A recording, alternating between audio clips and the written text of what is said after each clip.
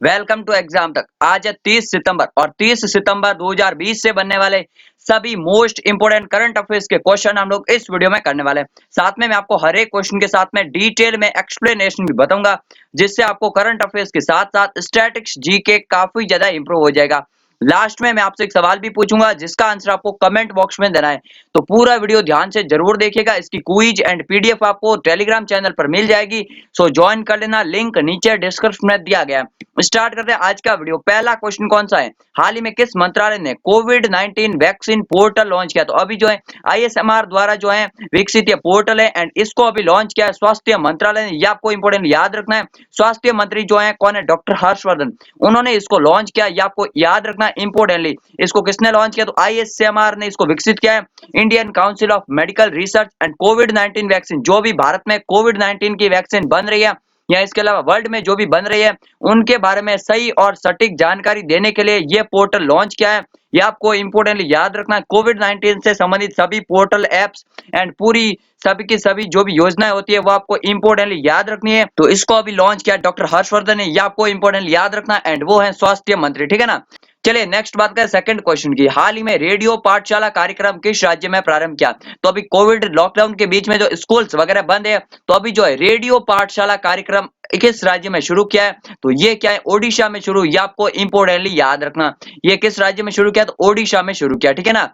अब ओडिशा में शुरू किया, तो ओडिशा की राजधानी क्या है? भुवनेश्वर है यहाँ की राजधानी। तो ओडिशा के प्रेजेंट टाइम में सीएम कौन है? नवीन पटनायक है ओडिशा के प्रेजेंट टाइम में सीएम। एंड ओडिशा के गवर्नर कौन है? तो गणेशी लाल है यहाँ के governor. And important national park कौन से? तो Bhitarkanika national park, Simlipal national park, ये दो इंपोर्टेंट नेशनल पार्क हैं। इसके अलावा चिल्का झील भी इंपोर्टेंट, वो भी आपको याद रखना। चिल्का झील भारत की सबसे बड़ी झील है एंड खारे पानी की झील है, तो ये भी आपको इंपोर्टेंटली ओडिशा के बारे में याद रखनी सभी बातें। चलिए नेक्स्ट बात का थर्ड क्वेश्चन की। हाल ही में किसने संपर्क रहित कनेक्शन नाम से नया ब्रांड अभियान शुरू किया? तो संपर्क रहित कनेक्शन यानी कि कॉन्टेक्टलेस कनेक्शन, ठीक है ना। ये अभी ब्रांड अभियान नाम से किसने शुरू किया? तो ये क्या है? एसबीआई कार्ड ने। ये आपको इंपोर्टेंटली याद रखना है।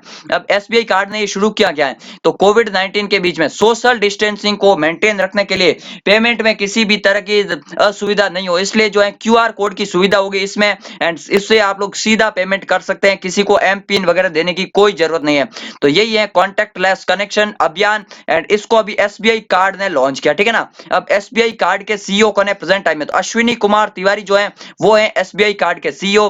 स्थापना हुई थी अक्टूबर 1998 में एंड इसका हेडक्वार्टर कहां है एसबीआई कार्ड का? तो गुरुग्राम हरियाणा में है एसबीआई कार्ड का हेडक्वार्टर है, ये भी आपको याद रखना। अब गुरुग्राम में और कौन सा हेडक्वार्टर है? इंटरनेशनल सोलर अलायंस का, ठीक है ना। ये आपको इंपोर्टेंट याद रखना। आईएसए जो है इंटरनेशनल सोलर अलायंस, उसका हेडक्वार्टर भी गुरुग्राम में है। ये इंपोर्टेंट इंटरनेशनल ऑर्गेनाइजेशन है जिसका हेडक्वार्टर इंडिया में है, ठीक है ना।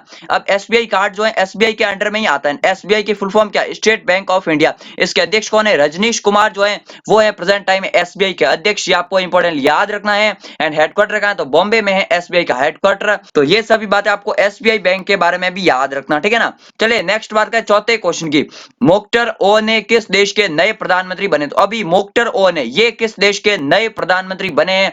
ये आपको इंपोर्टेंट याद रखना। माली गणराज्य देश के नए प्रधानमंत्री बने हैं। माली के जो वर्तमान में प्रधानमंत्री थे उन्होंने इस्तीफा दे दिया था सैन्य तख्तापलट के कारण एंड अभी जो है ये नए प्रधानमंत्री बने हैं मोक्टर ओय ने, तो इनका नाम आपको याद रखना।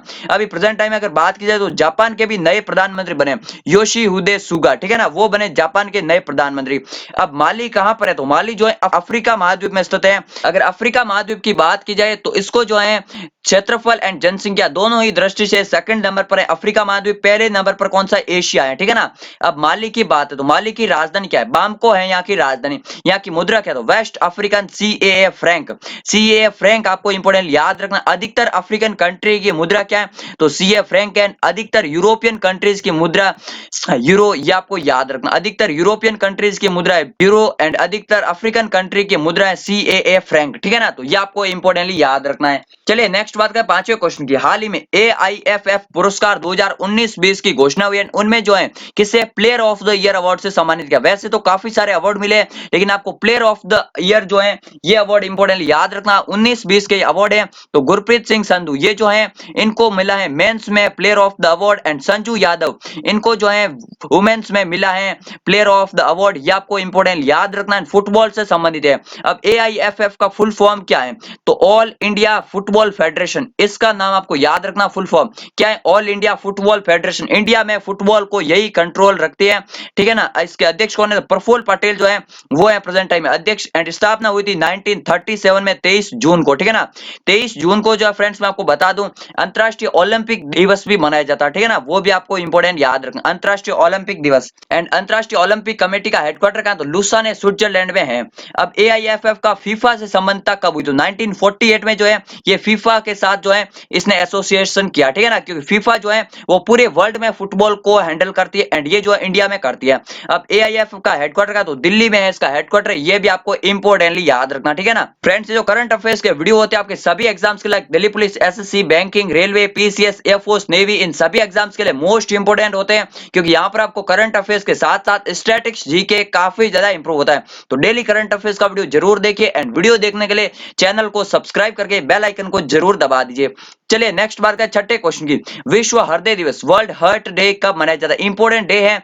विश्व हृदय दिवस जो है ये मनाया जाता है हर वर्ष 29 सितंबर को, ये आपको इंपॉर्टेंट याद रखना है। विश्व में जितनी भी जो हृदय से जुड़ी हुई बीमारियां हैं उनके प्रति जागरूकता फैलाने के लिए ये विश्व हृदय दिवस मनाया जाता है हर वर्ष 29 सितंबर को, ये आपको इंपॉर्टेंटली याद रखना। अब 2020 में इसकी थीम क्या थी, तो use heart to beat cardiovascular disease, ठीक है ना, कार्डियोवैस्कुलर डिसीज को हराने के लिए हार्ट का यूज करना, ठीक है ना, हार्ट बीट।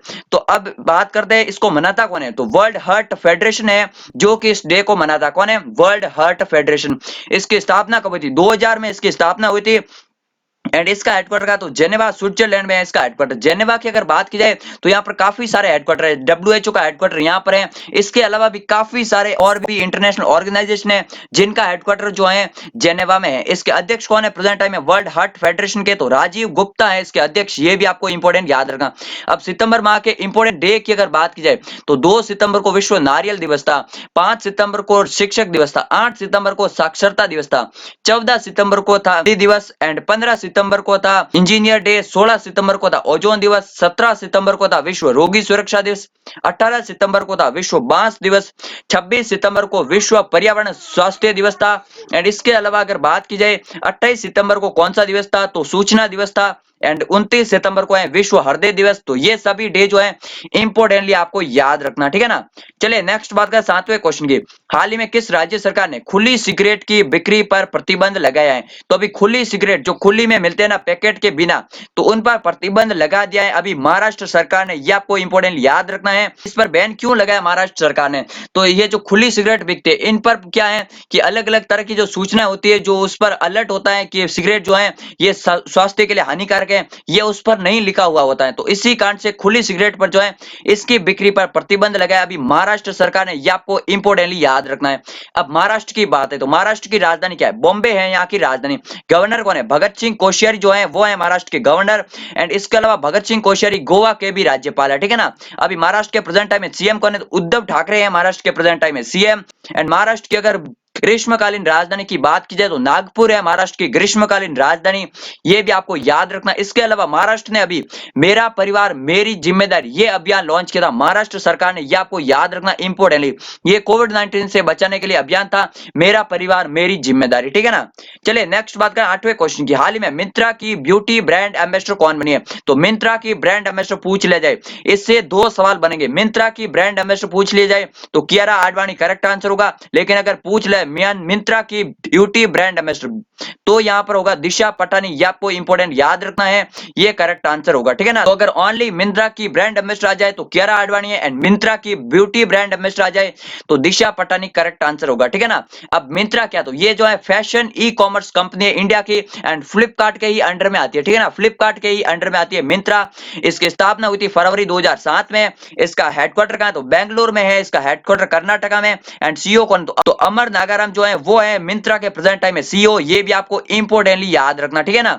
अभी ब्रांड एम्बेसडर की बात है तो ब्रांड एम्बेसडर अभी लेटेस्ट में काफी सारे बने हैं। सचिन तेंदुलकर जो है पेटीएम फर्स्ट गेम के बने हैं, 9 जो प्लेटफॉर्म है उसके बने हैं सुरेश रैना, इसके अलावा ड्रीम 11 के तो धोनी है ही, एंड इसके अलावा प्ले स्पोर्ट के बने हैं भुवनेश्वर कुमार, स्मृति मंदाना, इसके अलावा ओकली इंडिया के ब्रांड एम्बेसडर बने रोहित शर्मा। तो ये सभी आपको इंपोर्टेंट ब्रांड एम्बेसडर हैं जो कि याद रखना है, ठीक है ना। फ्रेंड्स मैं आपको बता दूं कि मंथली करंट अफेयर्स सितंबर मंथ की पूरी डिटेल में करंट अफेयर्स कैटेगरी वाइज पूरी की पूरी करंट अफेयर्स की वीडियो जो है शूट हो चुकी है, अभी उसको अपलोड 1-2 दिन में हो जाएगी, एंड पूरी अपलोड होने से पहले मैं आपको 1-2 दिन बता दूंगा।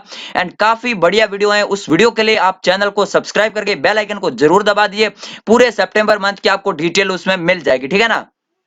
चलिए नेक्स्ट बात का 9th क्वेश्चन की, कौन चेक ट्रंकेशन सिस्टम के लिए पॉजिटिव पे सिस्टम लॉन्च करेगा। तो पॉजिटिव पर नहीं है, पॉजिटिव पे है, ठीक है ना।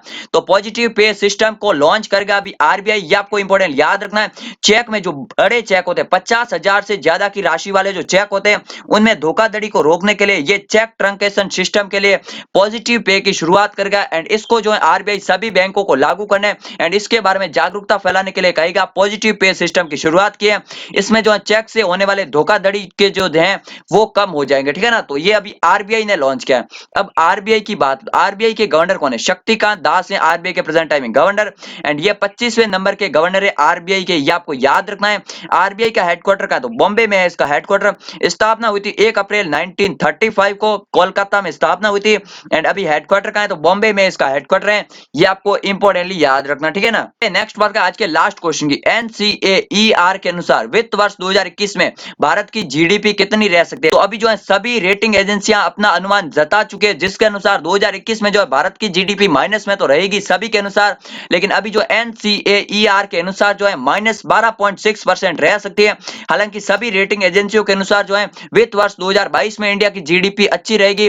ये भी अच्छी बात है कि वित्त वर्ष 2022 में जो है इंडिया की जीडीपी ऊपर रहेगी, लेकिन अभी 2021 में तो डाउन ही रहेगी। अब एनसीएईआर ये क्या है, तो national council of applied economic research है, ये इंडिया की रेटिंग एजेंसी है, national council of applied economy research, and इसकी स्थापना हुई थी 1956 में, हेडक्वार्टर का है तो नई दिल्ली में इसका हेडक्वार्टर है, ये भी आपको इंपॉर्टेंट याद रखना है। चलिए अब मैं आपको कल के सवाल का आंसर देता हूं, आज का क्वेश्चन पूछता हूं। कल मैंने क्वेश्चन पूछा था केंद्रीय मंत्री जो जसवंत सिंह है उनका निधन हो गया, तो उन्होंने जो है सेंटर में कौन से डिपार्टमेंट संभाले। तो उन्होंने, मैं आपको बता दूं, रक्षा मंत्री, विदेश मंत्री और वित्त मंत्री तीनों ही अटल बिहारी वाजपेयी की जो सरकार थी 1996 से 2004 के बीच में, उनमें ये बड़े पद संभाल चुके हैं। तीनों बड़े पद हैं, वित्त मंत्री, विदेश मंत्री और रक्षा मंत्री।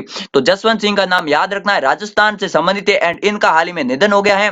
राजस्थान के बाड़मेर जिले थे, एंड बीजेपी के जो है संस्थापक मेंबर्स में से एक थे।